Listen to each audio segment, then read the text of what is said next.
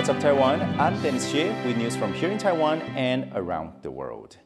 The military is getting ready for its major annual exercise set to begin Wednesday, and it's kitting out at least one unit with a new type of weapon. But this year's drills will take place against a backdrop of growing pressure on Taiwan from China's Coast Guard and a budgetary battle that's put defense spending in kind of a limbo. John Ventrias reports. Taiwan's preparing for its high-level annual military drills, the Live Hanwang exercise, for the 42nd time. This time around, one infantry brigade in the southern city of Tainan will be armed with U.S.-made M4 carbine assault rifles. Some watching the preparation say the further adoption of these U.S. weapons eases pressure on Taiwan's domestic stockpiles, while giving it an alternate source of arms it can deploy quickly. 有可能在紧急补强战力上面，可以立刻使用来那个军援取得的美军步枪去配备给这些还没有优先拨补到新型步枪的单位。 Despite the change, this year's exercise comes at a challenging time for national defense.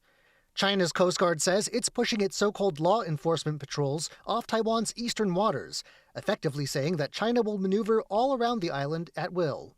It's a move the U.S. has condemned. And it comes at a crunch point for defense spending. The government's budget for this year is still stuck in the legislature, and some analysts worry budget cuts and a strong economic performance could see Taiwan's military spending this year fall below 3% of GDP. The fear being this could signal a lack of commitment to defense at a sensitive geopolitical time. 特别的是，当北约国家国防预算都提升到 GDP 3%，那波兰甚至接近5%，德国也大幅的增加国防预算，英国也提出他们的这个类似特别预算。在这种情况之下，我想可能要强化跟社会的沟通，还有国会的沟通，争取支持。 But this year's exercise, scheduled from August 5th to 14th, is going forward, regardless of Chinese maneuvering, and with or without the budget some of Taiwan's military watchers are hoping for. Justin Wu and John Van Trieste for TaiwanPlus. Taiwan has been stepping up efforts to develop drones for national defense, and recent examples have shown how uncrewed systems can help counter larger, more conventional military threats. But as Ellen Liu reports, a special budget for drones in the legislature remains up in the air. Uncrewed surface vessels, or USVs, simulates the explosion of a target boat during a demonstration in southern Taiwan. Taiwanese drone maker Thunder Tiger showcased a swarm operation using two of its Sea Shark USVs, powered by Shield AI's HiveMind autonomous software. Swarm tactics use AI to enable multiple surface drones to operate as a unit. The vessels can conduct distributed reconnaissance or launch saturation attacks against larger enemy warships, creating an asymmetric advantage. 当然，我们台湾四面环海啊，这个要来那个关照的区域非常的广大啊，所以这种蜂群的一个战略哦，以及这个 AI 自主这个无人。 好，就像我们今天看到的这样子，是多平台，可以这个多功能。By combining and integrating software onto these hardware platforms, we are seeing a great return of investment because it offers better options for the decision makers whenever there are decisions to be made. A group of Taiwanese lawmakers recently visited the Navy's newly established Littoral Combatant Command, which is designed to strengthen Taiwan's coastal defense capabilities.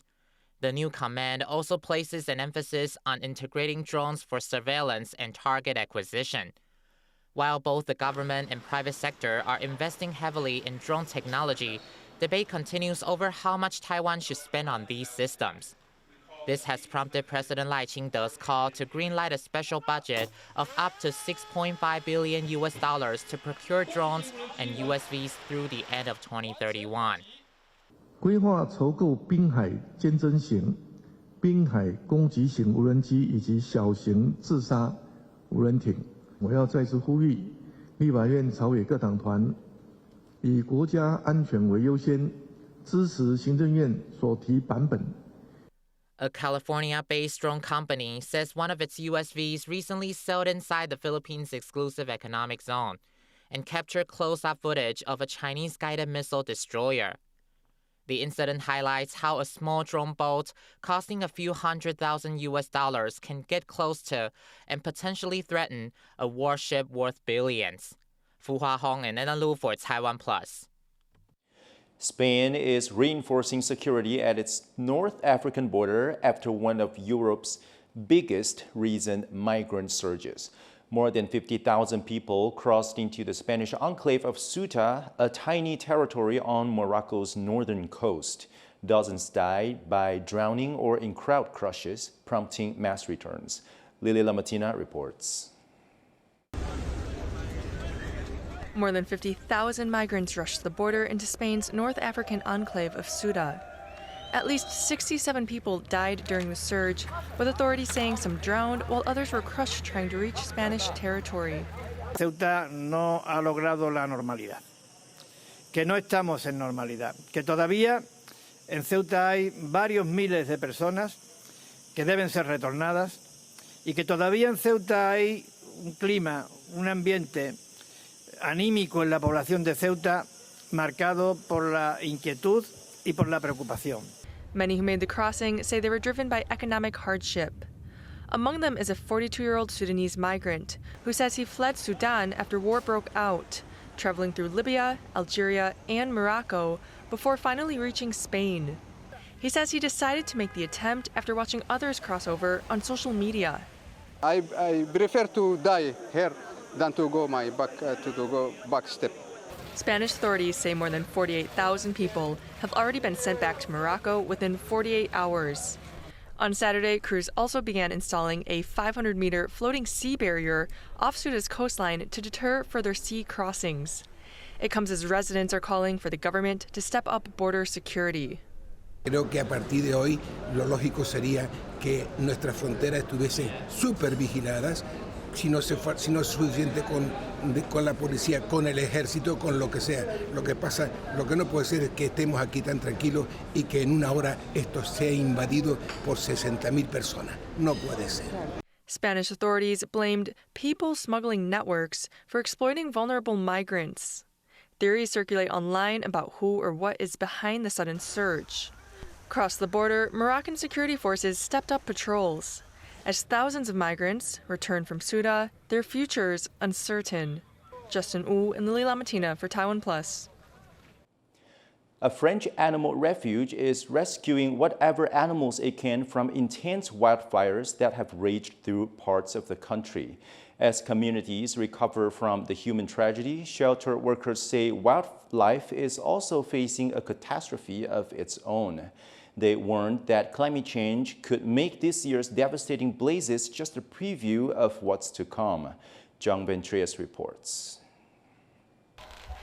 An animal carer squats down next to a deer in an enclosure, a survivor of raging forest fires that have wiped out wildlife in this corner of France.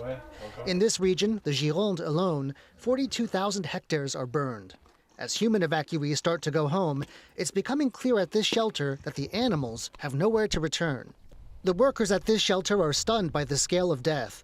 Burrowing animals killed as they tried to wait out the fire in their dens, owls and other nocturnal creatures dying in the tree trunks where they hid from the flames, and more. De ce qu'on a entendu sur les dernières informations, c'est vraiment les plus gros animaux qui ont pu courir suffisamment vite pour s'échapper, mais tous les petits mammifères, reptiles, oiseaux ont pour la plupart succombé ou sont intoxiqués par les fumées.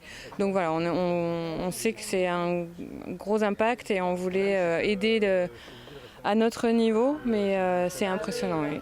And helping they are, with a stockpile of supplies for treating burns and other injuries, and helping keep the animals fed and well. Weary farm animals can de-stress. Deer that escaped in a panic from the burning forests can spend a moment recovering. Even one surviving bird gets a safe place, for now. But the staff here aren't just horrified by the toll of this wildfire season, France's worst on record. They see a future where this kind of ecological disaster is no longer an outlier. Et que là, il va falloir qu'on change nos habitudes, il va falloir qu'on change notre façon de faire, parce que ça ne peut plus durer, et qu'on se rende compte que le climat change. On a des grosses périodes de canicule, on a des grosses périodes sans pluie, et si on veut que notre biodiversité, notre faune et notre flore continuent à être autour de nous, et on en a besoin, il va falloir qu'on change nos habitudes.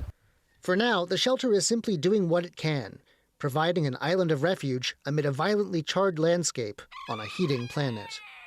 Chris Ma and John Van Trieste for TaiwanPlus. Taiwan's Camellia oil contamination scandal is growing, with health authorities having identified 8 batches of excessive levels of a carcinogen. Food safety experts say the contamination may have occurred when the raw materials were dried at high heat. 直火风干就是说直接燃烧产生的那个热气，直接喷到这个油脂身上，这个是目前 学界跟食物界发现最容易造成本片皮肤的主要原因。 Officials say all 8 batches were produced by the same oil refining plant in Chiayi. The plant has suspended operations while investigators determine the exact source of contamination. Meanwhile, Taiwan's health minister says the government's focus is on whether camellia seeds imported from China are responsible. The Taiwan Alzheimer's Disease Association is calling for legislation that would establish the government's responsibility for people with dementia, as well as create a framework for ministries to coordinate their response. Taiwan now has more than 400,000 residents with dementia, driven in part by its rapidly aging population.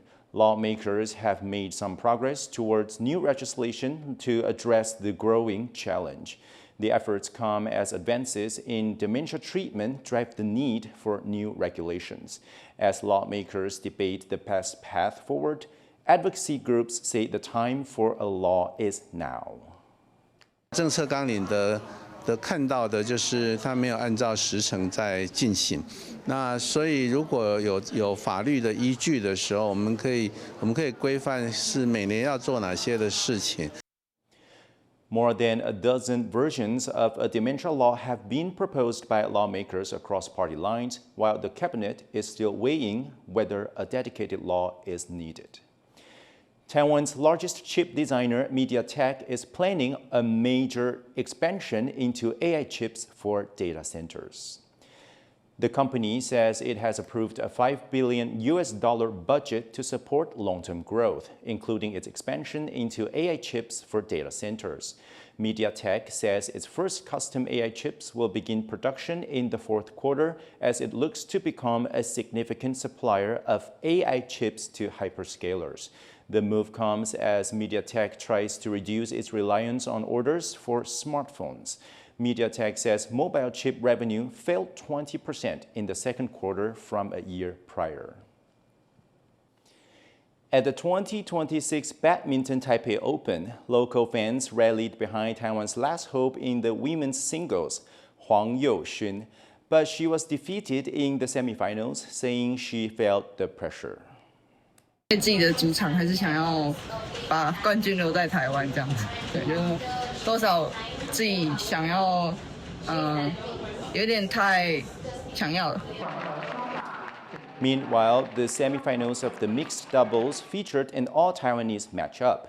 Yang Boxuan and Hu Lingfang got to the final round after defeating their Taiwanese counterparts. Yang and Hu finished as runners-up at the 2024 Taipei Open. In this year's games, they are now just one win away from ending Taiwan's title drought in mixed doubles at the tournament. Thank you for watching What's Up Taiwan. You can visit the TaiwanPlus website or follow our social media for more stories from here in Taiwan and around the world. Finally, we leave you with images of polar bears cooling down with tons of ice at Prague Zoo. I'm Dennis Xie. Take care and see you next time.